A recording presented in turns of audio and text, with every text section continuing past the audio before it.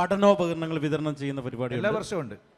NMG films ആണ് ഈ പഠനോപകരണങ്ങളുടെ ഈ വിതരണം സ്പോൺസർഷിപ്പ് ഏറ്റെടുത്തിരിക്കുന്നത്. അപ്പോൾ എല്ലാ കൊല്ലവും നമ്മൾ ഈ മെയ് മാസങ്ങളിൽ നമ്മുടെ മെമ്പേഴ്സിലെ കുട്ടികൾക്ക് വേണ്ടിയിട്ട് എല്ലാവർക്കും ഇപ്പോൾ നമ്മൾ അതിൻ്റെ ഔപചാരികമായ ഉദ്ഘാടനം എന്ന നിലയ്ക്ക് ഒരു വ്യക്തിക്ക് കൊടുത്തുകൊണ്ട് ഉദ്ഘാടനം ചെയ്യപ്പെടുകയാണ്. ടെലിവിഷനിലൂടെ സിനിമയിലൊക്കെ അഭിനയിക്കുന്ന എഴുത്തുകാരനായ നമ്മുടെ പ്രിയപ്പെട്ട താരം കൊച്ചു പ്രദീപിൻ്റെ മകനും 2 മക്കളും വന്നിട്ടുണ്ട്. അപ്പോൾ അവരെ കൂടി വേദിയിലേക്ക് സ്വാഗതം ചെയ്യുകയാണ്.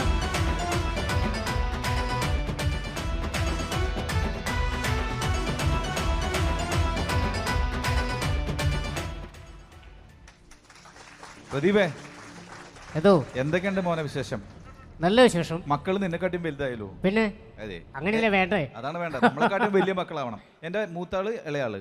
ഇത് കാശിനാഥൻ, ഇത് ബദ്രിനാഥ് ആണല്ലേ. പുള്ളി കഴിഞ്ഞ ദിവസം നമ്മുടെ വിനീഷ് കോട്ടയം എന്നെ വിളിച്ച് ഇപ്പം ഇവൻ ഫോണിൽ ഗെയിം കളിച്ചുകൊണ്ടിരിക്കുകയായിരുന്നു. അച്ഛനെന്തെന്ന് ചോദിച്ചു. അച്ഛൻ കക്കുസി പോയി 2 മാസം കഴിയും വരാൻ.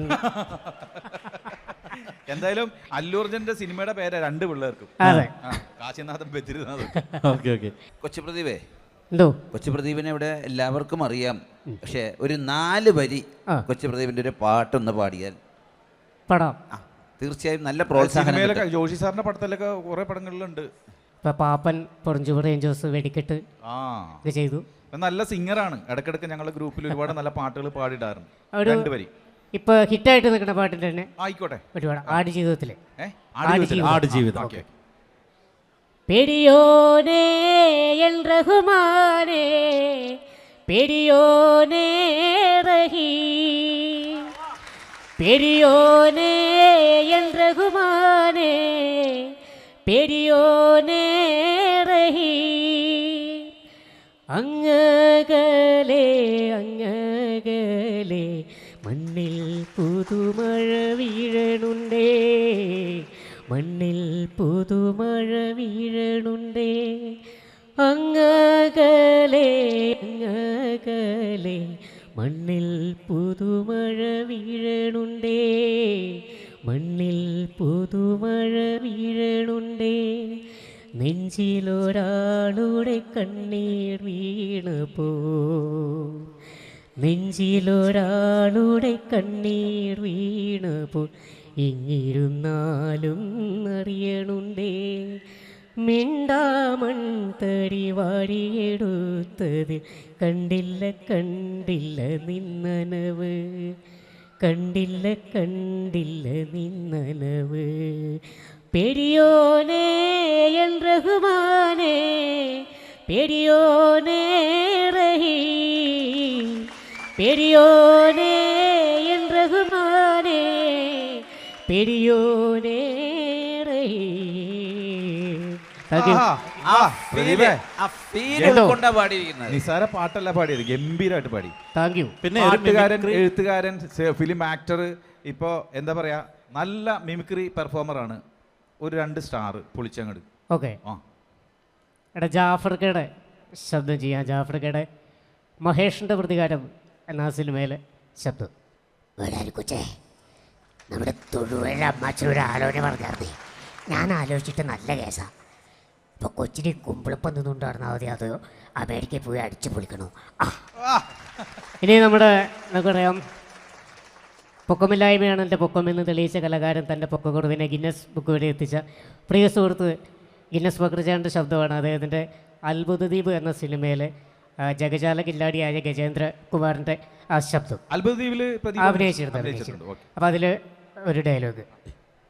എടാ ഗന്ധർവ, എൻ്റെ പെണ്ണിനെ തട പട്ടി മാതുല. ആ ഗന്ധർവൻ എൻ്റെ പെണ്ണിനെ അങ്ങോട്ട് പോകണു. കുഞ്ഞോണ്ടോനെ എടാ എന്നെ കൂടെ കൊണ്ടുപോടാ. പ്രസാദേട്ടാ, നമുക്ക് പ്രദീപിൻ്റെ കുട്ടികൾക്കായുള്ള പഠനോപകരണ വിതരണം അങ്ങോട്ട് ഔപചാരികമായി ഉദ്ഘാടനം ചെയ്യുകയാണ്. അപ്പോൾ റൈറ്റലിൻ്റെ സെക്രട്ടറി അനൂപിനെ കൂടി വേദിയിലേക്ക് സ്വാഗതം ചെയ്യുന്നു.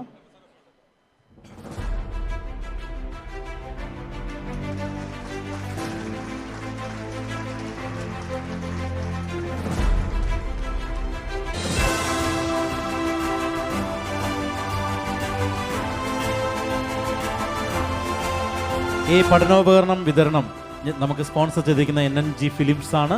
അവരോടുള്ള പ്രത്യേക നന്ദി ഞങ്ങൾ ഈ അവസരത്തിൽ രേഖപ്പെടുത്തിക്കൊള്ളുന്നു.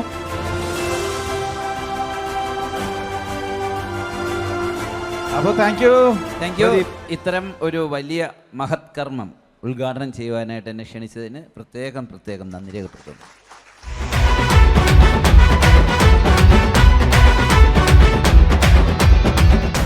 Team flowers.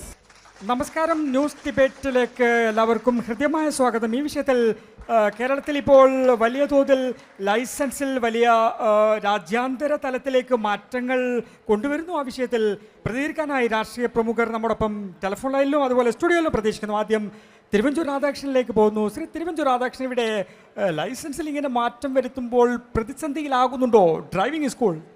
ഡ്രൈവിംഗ് സ്കൂൾ നല്ല ഒരു സിനിമയല്ലേ, ഞാൻ എത്രയോ തവണ കണ്ടതാ.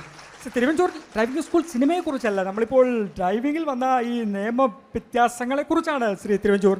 ഒരുപാട് മാറ്റങ്ങൾ വരേണ്ട കാലം അതിക്രമിച്ചിരിക്കുന്നു. കാരണം ഈ വർഷം തന്നെ എത്രയോ അപകടങ്ങൾ നടന്നു. ഞാൻ കൃത്യമായിട്ട് പറയാം. 9356 9345 കൃത്യമായില്ലെങ്കിൽ നിങ്ങൾ എഴുതിയെടുത്തോളൂ.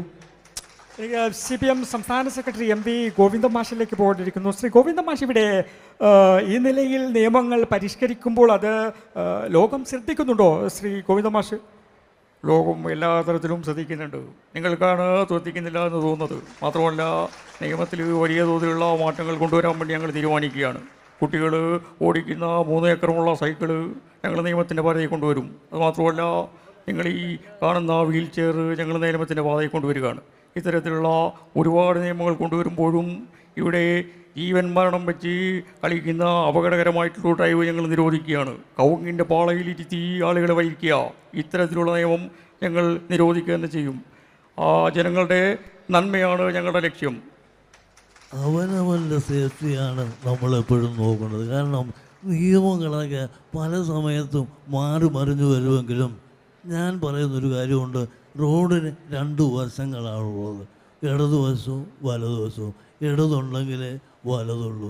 അപ്പം നമ്മളൊന്ന് പറയാം, ഞാൻ പറയേണ്ട ഒരു കാര്യം, ഇടതുവശം സേഫായപ്പോൾ ഇടതുവശം ചേർന്ന് പോകണം, വലതുവശമാണ് സേഫെങ്കിൽ നമ്മൾ വലതുവശം ചേർന്ന് പോകും. ഞാനെങ്ങനെ പോകുന്നതുകൊണ്ട് എനിക്ക് വളരെ കാലമായിട്ട് അപകടമൊന്നും സംഭവിച്ചിട്ടില്ല. ഇനി സ്വരാജ് ഇതിനെക്കുറിച്ച് എന്തെങ്കിലും പറയാനുണ്ടെങ്കിൽ പറ. നിങ്ങൾ പറഞ്ഞിട്ടുള്ള കാര്യത്തോട് ഒരു രീതിയിലും ഞാൻ യോജിക്കുന്നില്ല എന്ന് പറയാൻ ഞാൻ ആഗ്രഹിക്കുകയാണ്.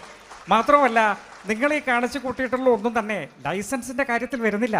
കാരണം ലൈസൻസിന് കൃത്യമായൊരു ചരിത്രമുണ്ട്. അത് 1942 കാലഘട്ടത്തിൽ ക്വിറ്റ് ഇന്ത്യ സമരത്തിന് വേണ്ടി ജാലിയൻ കണാറിനടക്കമുള്ള ആളുകൾ ഓട്ടോറിക്ഷയായി പോകാൻ തുടങ്ങുമ്പോൾ ബ്രിട്ടീഷ് കമ്പനി കൊണ്ടുവരികയാണ് ഒരു നിയമം, ലൈസൻസ് വേണമെന്ന്. അപ്പോൾ തന്നെ ആ നിയമത്തെ മാറ്റിമറിക്കുവാൻ വേണ്ടി ഇടത് സർക്കാർ എടുത്തിട്ടുള്ള പുതിയ നിയമമാണിത്. അതിന് നിങ്ങൾ സപ്പോർട്ട് ചെയ്യുകയാണ് വേണ്ടത്. എനിക്ക് തോമസ് ഐസക് സാറിലേക്ക് പോകേണ്ടിയിരിക്കുന്നു. തോമസ് ഐസക് സാർ, ഇവിടെ ഇപ്പോൾ വലിയ തോതിലുള്ള മാറ്റങ്ങൾ വരുത്തുമ്പോൾ ഇതിനെല്ലാം സാമ്പത്തികമായ വലിയ ചിലവുകളുണ്ട്. അത് താങ്ങുവാൻ ഇപ്പോൾ കേരളത്തിന് സാധിക്കുമോ ശ്രീ തോമസ് ഐസക്? അച്ചടിച്ച പുസ്തകത്താളിൽ നിന്നും നമ്മൾ പഠിച്ച ലൈസൻസിൻ്റെ കാലമൊന്നുമല്ല ഇപ്പോൾ. എല്ലാ ദിവസവും ഇതിലും മാറ്റം വന്നുകൊണ്ടിരിക്കുകയാണ്. അപ്പോൾ സ്വാഭാവികമായിട്ടും അതിൻ്റെ ചിലവ് വരും. ഈ ചിലവ് വരുമ്പോഴേ ഈ റിസർവ് ബാങ്ക് നോട്ടടിക്കുന്നൊരു സാധനം ഉണ്ടല്ലോ, കമ്മട്ടം, അവിടെ ചെന്നിട്ട് 1500 കോടി രൂപ വേണമെന്ന് പറഞ്ഞാൽ അപ്പം തന്നെ അടിച്ചു കൊടുക്കും. അപ്പോൾ ഇതൊന്നും സാമ്പത്തിക ബുദ്ധിമുട്ടിനെ ബാധിക്കുന്ന കാര്യങ്ങളല്ലെന്നേ. അപ്പോൾ VD സതീശന് ഇതിനെന്തെങ്കിലും പറയാനുണ്ടോ? എനിക്ക് പറയാനുള്ളത് ഈ ഗോവിന്ദൻ മാഷിനോടാണ്. ഗോവിന്ദൻ മാഷ് പറഞ്ഞു K ലൈസൻസ് കൊടുക്കുമെന്നാണ് പറഞ്ഞത്. അതുപോലെ തന്നെ K റെയിൽ കൊണ്ടുവരുമെന്നും പറഞ്ഞു. ഇത് രണ്ടും പോരാത്തതിന് K റോഡ് എന്ന് പറഞ്ഞു. എന്നോടൊരു ബംഗാളി ചോദിക്കുകയാണ്, ഈ K റോഡ് എന്ന് പറഞ്ഞാൽ കുഴിയുള്ള റോഡാണ്. അങ്ങനെ ആ രീതിയിലാണ് കാര്യങ്ങൾ പോകുന്നത്. അത് മാത്രമല്ല, രംഗണ്ണ പറയുന്നുണ്ടല്ലോ അംബാനോട്, അംബാനെ ശ്രദ്ധിക്കട്ടെ അബ്ബാനെ എന്ന് പറയുക. ആ നിലയിൽ നമ്മൾ കേരളത്തോട് പറയേണ്ടി വരികയാണ്. ഈ വിഷയത്തിൽ എന്നോടൊപ്പം ശ്രീ PC ജോർജ് ചേർന്നു. PC ജോർജ്, ശ്രദ്ധിക്കണമെന്നിങ്ങനെ നിരന്തരം പറഞ്ഞതുകൊണ്ട് കാര്യമുണ്ടോ ശ്രീ PC ജോർജ്? എൻ്റെ മുന്നിൽ നികേഷ്, ഞാനൊരു കാര്യം പറയാം. ഇതിലൊക്കെ മര്യാദക്ക് വണ്ടി ഓടിച്ച് കിട്ടുന്നത് ഒരു അപകടവും നടക്കുന്നില്ല, മനസ്സിലായില്ലേ? അല്ലെ വഴി തെറ്റിയവരൊക്കെ പൊളിച്ച് തെറിയാ പറയേണ്ടത്, മനസ്സിലായിക്കോണം.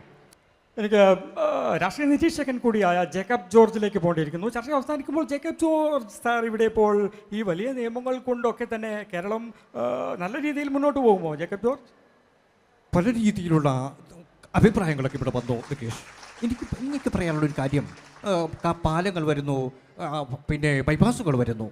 പക്ഷേ നിയമങ്ങൾ എല്ലാ കാലത്തും ദൂരദർശൻ പോലെ തന്നാൽ മതിയോ? മാറ്റം വരണ്ടേ?